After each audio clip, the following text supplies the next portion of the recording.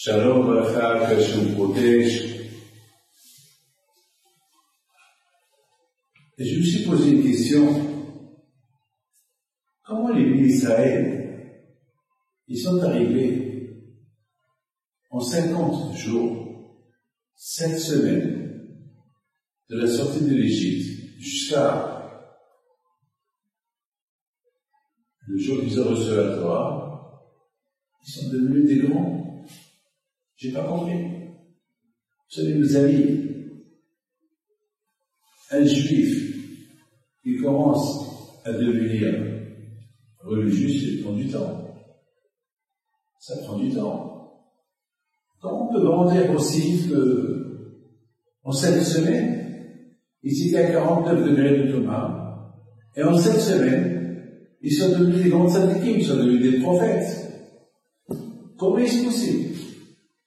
Et non seulement ça, lorsqu'il y a eu Kirat Yam-Souf, lorsque les Juifs, ils ont traversé la mer, c'est écrit que le bon Dieu leur a montré des choses inimaginables. Akadosh Baruch Hu, il a ouvert les cieux. Ils ont vu le ciel, ils ont vu Hachem, ils ont vu la Shekhinah. Vous savez, ils ont dit, ils ont pointé sur Hachem. Attends, comment tu connais Hachem? Comment est-ce possible? Mes amis, lorsque Hachem il leur a dit Anochi Hachem Elokecha, il leur a dit c'est moi Hachem. Ils croyaient en lui. D'ailleurs, lorsque Moshe Rabbeinu leur a proposé la Torah, ils ont dit ah c'est des Mishma. Attends, ils ne connaissaient même pas c'est quoi la Torah. Mes amis, il faut savoir une chose. Si je vous propose d'acheter un diamant, et je vous dis c'est le meilleur diamant du monde, vous allez me dire je veux le voir, je veux l'examiner, pour voir si c'est du réel ou du faux. Mais là, lorsque je leur a proposé la Torah, ils ont dit on fait, on entend. En général, tu entends, après tu fais. Mais là, ils ont dit, c'est-à-dire qu'ils ont eu une confiance en Dieu, ils ont dit on fait, on veut déjà faire. Et attends, vous voulez pas entendre? Non, on te croit. Mais toute cette force, elle est venue chez les Juifs de réparer 49 degrés d'impureté en 7 semaines, de voir des choses inimaginables dans la traversée de la mer. Et en plus, ils ont accepté la Torah avant de savoir c'est quoi la Torah. C'est des choses qu'on ne peut pas comprendre. D'où c'est tout ça? Donc ils ont eu cette force. Et Hachem leur a montré des choses extraordinaires dans la Torah. Il leur a montré, il leur a ouvert les cieux. Regardez, je suis unique. Je ne comprends pas. D'où cette force elle est venue? Mais surtout en Égypte, le Akadosh Baruch Hu leur a dit prenez l'idolâtrie égyptienne, prenez l'agneau. Vous savez que les Égyptiens vénéraient les agneaux. Ils considéraient l'agneau comme un dieu. Et Hachem leur a dit prenez l'agneau égyptien, le dieu égyptien, et accrochez-le autour du lit, et après 4 jours, vous allez l'égorger, et le soir, vous allez le griller et vous allez le manger. Attends, il faut être fou pour écouter, parce que ils étaient en Égypte.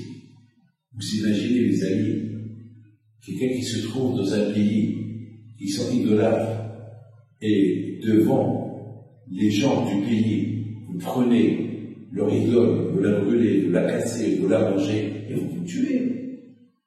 Mais attends, c'est pas logique. Ok, il y a eu des miracles. Mais avant qu'il y ait eu ces miracles-là, il fallait le faire. Bon, le miracle, il est venu qu'après. Mais eux, ils sont partis, ils ont pris l'agneau. Les Égyptiens, ils posaient des questions, qu'est-ce que vous faites? Qu'est-ce que vous faites à notre Dieu? Eh ben, on va l'égorger. Et déjà, ok, il y a eu le miracle après. Mais il n'y a pas eu de miracle lorsqu'ils ont dit on va l'égorger. D'où cette force est venue. De cette force, elle est venue. De cette force, de les Juifs, ils ont eu la force de répondre comme ça. Donc, vous allez écouter bien ce que je vais vous dire. C'est beaucoup des fois des petites choses que le Juif peut faire, ils peuvent le rendre un grand. Vous savez, on avait à Essaouira un grand salut. On ne comprenait pas beaucoup sur lui. Il s'appelle Rabbi Pinhas Abistor. Il habitait à Essaouira. Je me rappelle de lui, j'étais jeune. Et les gens ne le respectaient pas au départ. Personne ne le connaissait. Quand son nom est devenu important, lorsque, une fois, il est parti au marché, il était pauvre. Toujours il avait un sac dans ses mains. Toujours il marchait avec un sac. C'est plus tard qu'il y a un rabbin qui a dit, une fois il a posé la question, pourquoi tu te promènes avec ce sac? Qu'est-ce qu'il y a dans ce sac-là? Toujours tu es avec un sac. Et le vendredi, il se prenait avec 2 sacs. Il a dit, je me promène avec 2 sacs, comme ça, les Juifs qui me voient, ils vont croire que j'ai acheté des choses pour Shabbat. Pour le caveau du Shabbat. Ça vous vous rendez compte? Il marche avec 2 sacs remplis avec des pierres pour que les gens disent, ah, celui-là, il se promène avec, il a fait des achats du Shabbat. Les Chibot Shabbat, il faisait ça. Regardez, une action d'un Juif qu'il a fait pour le caveau du Shabbat, eh bien finalement, pour moi, cette petite action qu'il faisait le vendredi pour que les gens croient que même aussi pauvre qu'il est, il arrive à acheter des choses pour Shabbat, eh bien ils l'ont rendu un grand. Ils avaient aujourd'hui votre Seigneur. Grâce à Dieu, nous, on a tout, plus ou moins. On a de quoi faire Shabbat et tout. Mais est-ce qu'on se fatigue? On achète au prix, ça va. Mais pour vraiment sortir le Shabbat, il faut faire quelque chose pour Shabbat. Ça va de tout faire. Tout le temps, tu achètes tout pour Shabbat. Il faut faire une action, au moins. Le pain pour Shabbat, au moins. Du salade cuite, au moins quelque chose. Ça va, le bon Dieu t'a donné pour avoir tout ce que tu veux. Catering, chaque Shabbat, très bien. Mais il faut que Shabbat, il faut faire quelque chose. Il faut faire un geste. Ce syndic Rabbi Pinhas Abistor n'était pas connu à Essaouira. Tout ce qu'on connaissait, pour le Shabbat, il a 2 sacs. Mais personne ne savait que dans le sac, il y avait que des pierres. Il était pauvre. Il n'y avait rien du tout. Mais il voulait montrer aux gens que même aussi pauvre qu'il est, il va y lâcher. Personne ne lui a ouvert les sacs. Mais on a vu ça aussi chez la femme de Rabbi Hanina ben Dossa. Elle était très très pauvre. Très très pauvre. Et jamais elle a embêté son mari. Pourquoi notre maison est vide le Shabbat? On n'a rien. Et qu'est-ce qu'elle faisait? Elle allumait du bois. Comme ça, on voyait la cheminée de dehors, la fumée. Comme ça, les gens croient qu'elle a fait le Shabbat, alors qu'elle n'avait rien fait. Et je suis une voisine, elle a voulu se moquer d'elle. Cette voisine, elle vient chez elle. Elle lui dit, je vois la fumée du cheminée, qui sort du cheminée. Je lui ai dit, oui, je prépare mon Shabbat. Elle dit, je ne te crois pas. Je t'ai surveillé toute la semaine, rien n'est rentré chez toi à la maison. Donc c'est que du bois qui est allumé. Montre-moi qu'il y a quelque chose dans le four. La femme de ça, elle a baissé ses yeux. La femme, elle est rentrée, elle ouvre les cheminées, elle trouve des marmites pleines. Elle est tout. Un miracle. Elle n'a pas cru. La femme de Rabbi Haya de ça. Elle lui a dit, tu es en train de me faire rendre. J'ai dit, non madame, tu m'excuses que je ne t'ai pas cru. Le four il est plein. Tu rigoles. Le four il est plein. La femme de Rabbi Haya de ça, elle ouvre le four. Il y avait là-bas des marmites, du pain, du tout. Je crois qu'il y avait même un miracle. Le four il s'est élargi. Il n'y avait pas du tout. Mes amis, quelqu'un qui fait une petite chose, il devient un grand. Quelqu'un qui fait des petites mitzvot, il devient un grand. Et le bon Dieu le rend grand. Tout à l'heure, on a posé une question. On a posé, on a dit, mais comment les Juifs y sont arrivés à devenir des grands?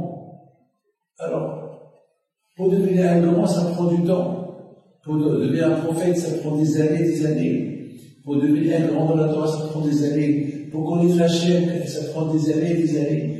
Comment les Juifs, ils sont devenus grands? Ils ont accepté la Torah. Ils ont dit, Narasim Nishma, on fait, après on écoute. Alors, on écoute, après on fait.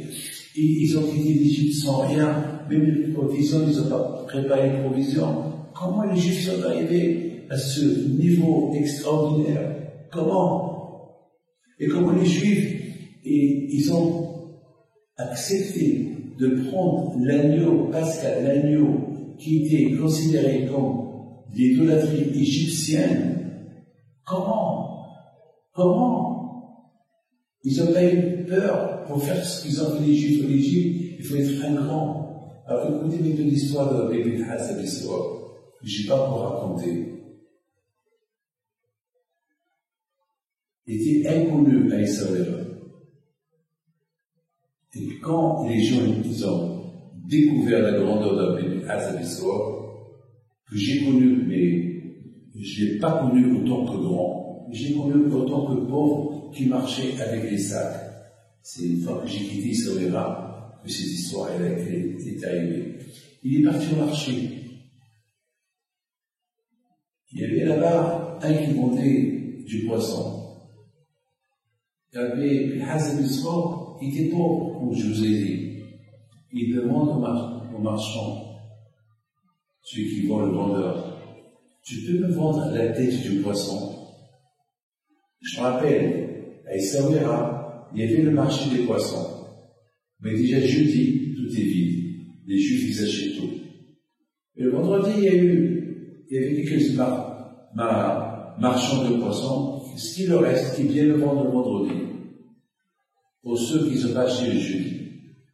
Alors, je me rappelle très bien, les grands passants, ils coupaient la tête, ils nettoyaient, et les intestins, ils poussaient à côté, comme ça, celui qui vient boire, il voit que tout est là. Et le monsieur lui dit, tu veux la tête du poisson? Mais tu sais que je ne peux pas te vendre que la tête sans le poisson. Mais si tu veux, je peux te donner les intestins. Il prend les intestins, il les jette sur lui. Comme ça, il les jette sur lui. Il va là pour ton Shabbat. Rabbi Hassan l'histoire. Il le regarde. Il y avait pas mal de Juifs qui étaient présents. Beaucoup de personnes étaient là. Rabbi Hassan l'histoire lui dit, non seulement que tu ne vends pas la tête, non seulement que même les intestins, tu ne les proposes pas, mais tu les jettes sur moi et tu me dis, voilà ton Shabbat. Pour ça, je ne te pardonne pas. Parce que tu as insulté le Shabbat. Et Rabbi Hassan l'histoire, il se retourne, le marchand de poissons, sur place il est mort devant tout le monde. Et ça, tout le monde a vu. Ça, tout le monde a vu. Et depuis, les Juifs à Essaouira, ils ont commencé à respecter Rabbi Ben Hassan Espoir. Ils avaient peur de lui. Ils avaient écouté très bien. Ce Rabbi Ben Hassan Espoir, il n'était pas connu. Comment il est devenu connu et grand dans sa sainteté? Parce qu'il faisait quelque chose que personne ne faisait. Il faisait des petites choses. Il se promenait le vendredi avec 2 sacs. Il se prenait 2 sacs pour montrer aux gens que même que je suis pauvre, j'ai acheté pour Shabbat. C'est comme ça qu'il m'a raconté Rabbi Aram Castil. Lui, il a vécu, c'est lui qui m'a dit ce que je suis en train de vous dire. Mais l'histoire, tout le monde la raconte. Avec le marchand de poissons. C'est-à-dire, le fait qu'il faisait caveau de Shabbat, ou que les jeunes font caveau de Shabbat, il a fait de lui un grand projet qu'il est enterré à Essaouira, dans une chambre. Il l'a enterré dans une chambre à Essaouira. Pour l'enterrer dans une chambre, ça veut dire qu'il était un grand sadique. Il faisait caveau aux petites choses. Par rapport à ces petites choses qu'il faisait, il faisait caveau à Hachem en montrant aux gens que j'ai fait les achats pour Shabbat. Alors là, je pouvais leur montrer sa grandeur devant tout le monde, qui était grand. Ce marchand de poissons, il a manqué de respect, il est mort, sur place. Mes amis, les Juifs en Égypte, s'ils sont arrivés ce qu'ils sont arrivés, c'est parce que pendant les 400 ans qu'ils étaient en Égypte, ils ont respecté 3 choses très utiles. Ils n'ont pas changé leur nom, ils n'ont pas changé leurs vêtements, les vêtements juifs, les non-juifs, ils n'ont pas changé leur langue, ils parlaient l'hébreu. Ils ont tout fait pour ne pas s'assimiler. Le fait qu'ils ont fait ça en Égypte, ils ont gardé leur nom, leur langage et leurs vêtements. Alors, ça veut dire qu'ils ont prouvé, en faisant ça, leur attachement à Kadosh. On ne veut pas s'assimiler, on veut rester pour toi, Hachem. Donc, ces 3 petites choses qu'ils ont fait, ces 3 petites choses, ça allait du tout. Ne pas changer le nom, ça allait du tout. Changer les esclaves. Ne pas changer leurs vêtements, ça allait du tout. Changer les esclaves. Ne pas changer leur langue, ça allait du tout. De toute façon, ils sont esclaves, on se reconnaissent entre eux. En faisant ces petites choses-là, ils ont montré leur attachement l'un vis-à-vis de l'autre. Ils ont montré leur attachement à leurs grands-parents, Abraham, Isaac et Jacob. Ils ont montré leur attachement avec leurs vêtements, les uns vers les autres, pour se reconnaître entre eux. C'est-à-dire qu'ils peuvent se reconnaître entre eux à travers les noms, à travers les vêtements, à travers le langage. En faisant ça, lorsque le moment est venu de la libération, ils ont acquis. Ils ont acquis, ils ont vu ce que personne ne pouvait voir. Avec des petites choses que le Juif fait, il peut atteindre un niveau spirituel très grand. C'est pour ça qu'on dit, je connais Olam de Shahar. Il y a quelqu'un qui peut acheter son Olam pour 1 minute, en 1 heure. Il peut atteindre les niveaux des grandes indiquées. En respectant ces petites choses-là, ils ont atteint un niveau spirituel très élevé. C'est extraordinaire. Maintenant, le jour de Matan Torah, quand je vous dis très bien ce que je dis, eux, ce qu'ils ont fait ça inconsciemment. Ils ont fait ça pour ne pas s'assimiler. Le fait qu'ils ont fait ça pour ne pas s'assimiler, ça veut dire qu'ils veulent rester avec Hachem. Alors qu'Hachem, il a fait un miracle. Vous avez fait ça pour moi, pour rester attaché à moi. Alors je vous ouvre de maintenant les portes de tout. Ils n'ont pas eu peur. Lorsqu'ils ont pris l'agneau pour l'égorger. Parce qu'Hachem leur a donné ses paroles. Un homme, il ouvre. Hacham lui dit, Akash nous dit, ouvrez-moi une petite porte et moi je vous ouvre une grande porte. Eux, ils ont ouvert pour Hachem une petite porte, alors que je leur a ouvert une grande porte. Il leur a tout dévoilé, il leur a tout fait. Ils avaient dit, voilà ce qu'on apprend de ce que je viens de vous dire. Vous ouvrez une petite porte, Hachem vous ouvre une grande porte. Puis ils ont ouvert une petite porte, uniquement familiale, pour rester unis, pour rester ensemble. Quand je leur ouvrir la grande porte, de voir ce que personne ne peut voir, de réparer les 49 degrés d'impureté, de voir Hachem dans la mer, de voir Hachem dans la Matan Torah, de dire la Sélisha. Hachem, tu l'ouvres une petite porte, il t'ouvre une grande porte. Bon, je vous protège, je vous donne la santé à mes personnes.